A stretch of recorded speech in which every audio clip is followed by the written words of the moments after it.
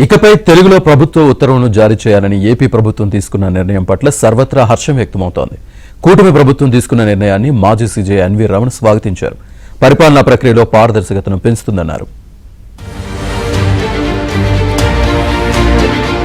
YCP హయాంలో ప్రజా వ్యతిరేక నిర్ణయాలను తీసుకున్న గత ప్రభుత్వం అవి బహిర్గతం కాకుండా జీఓఐఆర్ వెబ్సైట్ ను మూసేసింది. అయితే తాజాగా కూటమి సర్కార్ అధికారంలోకి రాగానే జీఓఐఆర్ వెబ్సైట్ ను తిరిగి పునరుద్ధరిస్తూ జీఓఎంఎస్ నంబర్ 79ని జారీ చేసింది.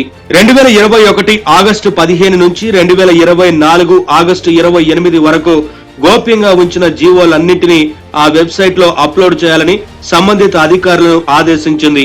ఈ మేరకు సాధారణ పరిపాలనా శాఖ కార్యదర్శి ఎస్ సురేష్ కుమార్ ఉత్తర్వులు జారీ చేశారు. ప్రస్తుతం జీఓఐఆర్ వెబ్సైట్ ను పునరుద్ధరించి పాత జీవోలన్నింటినీ అందులో అప్లోడ్ చేయాలని ఐటీ ఎలక్ట్రానిక్స్ శాఖ అధికారులకు సూచించింది. జీఓఐఆర్ వెబ్సైట్ అందుబాటులోకి రాకముందు ప్రభుత్వంలోని అన్ని ఉత్తర్వులను ప్రతి శాఖ మాన్యువల్ గా జారీ చేసేది. అయితే 2005లో సమాచార హక్కు చట్టం వచ్చాక ప్రభుత్వ ఉత్తర్వులను ఆన్లైన్ లో ఉంచాల్సిన పరిస్థితులు ఏర్పడ్డాయి. దీనిలో భాగంగా 2008లో జీఓఐఆర్ వెబ్సైట్ ను అందుబాటులోకి తీసుకొచ్చారు.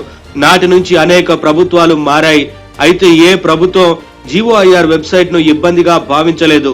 అయితే వైసీపీ అధికారంలోకి వచ్చిన కొన్నాళ్లకే ప్రభుత్వం తీసుకుంటున్న అసంబద్ధ నిర్ణయాలు, వాటి వెనుక ఉన్న వాస్తవాలు మీడియాలో చర్చకు దారితీశాయి. సోషల్ మీడియాలో తెగ ట్రోల్ అయ్యాయి. అటు కోర్టుల నుంచి వ్యతిరేక తీర్పులు రావడం, ప్రజలకు నిజానిజాలు తెలిసిపోతుండటంతో జగన్ సర్కార్కు ఇబ్బందిగా మారింది. దీంతో ఏకంగా జీఓఐఆర్ వెబ్సైట్ ని మూసేసింది. దీని స్థానంలో 2008కి ముందు ఉన్న మాన్యువల్ రిజిస్టర్ విధానాన్ని తీసుకొచ్చింది.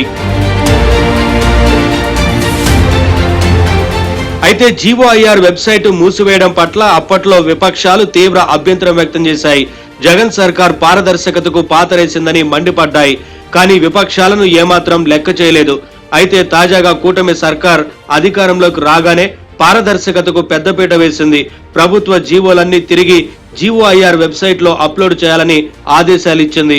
అటు జగన్ హయాంలోని చీకటి జీవోలను కూడా వెబ్సైట్ లో అప్లోడ్ చేయాలని ఆదేశించింది.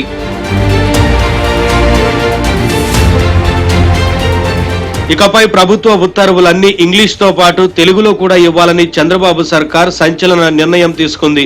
దీంతో ప్రభుత్వ నిర్ణయంపై భారత మాజీ ప్రధాన న్యాయమూర్తి ఎన్వీ రమణ హర్షం వ్యక్తం చేశారు. ఇది పరిపాలనా ప్రక్రియలో పారదర్శకతను పెంచుతుందన్నారు.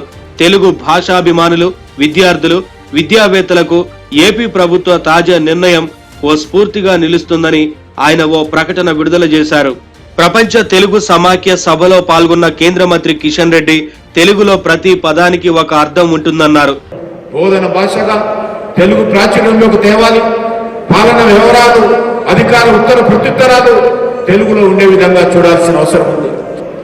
ఈరోజు న్యాయస్థానాలలో కూడా తెలుగు భాష వాడకం పట్ల మరి ప్రోత్సహించాలి. భారత ప్రభుత్వం అంగీకరించింది. ఈరోజు ప్రాథమిక స్థాయిలో తెలుగులోనే విద్యా బోధన ఉండాలనేటువంటిది ఈరోజు కేంద్ర ప్రభుత్వము మన మాతృభాషలను రక్షించుకోవడం కోసం తీసుకొచ్చినటువంటి నూతన విద్యా విధానంలో ప్రధానమైనటువంటి అంశము అమ్మ భాషను, మాతృభాషను, స్థానిక భాషను పరిరక్షించాలనేటువంటి ఒక తపన మన ప్రధానమంత్రి నరేంద్ర మోడీ గారికి ఉంది కాబట్టి ఈరోజు తీసుకొచ్చాము. మొత్తానికి జగన్ సర్కార్ పారదర్శకతకు పాతరేసి జీఓఐఆర్ వెబ్సైట్ ను మూసేస్తే కూటమి సర్కార్ దాన్ని పునరుద్ధరించింది. అంతేకాదు ప్రజలందరికీ అర్థమయ్యేలా తెలుగులో జీవోలు ఇవ్వాలని నిర్ణయించడం పట్ల సర్వత్రా హర్షం వ్యక్తమవుతోంది.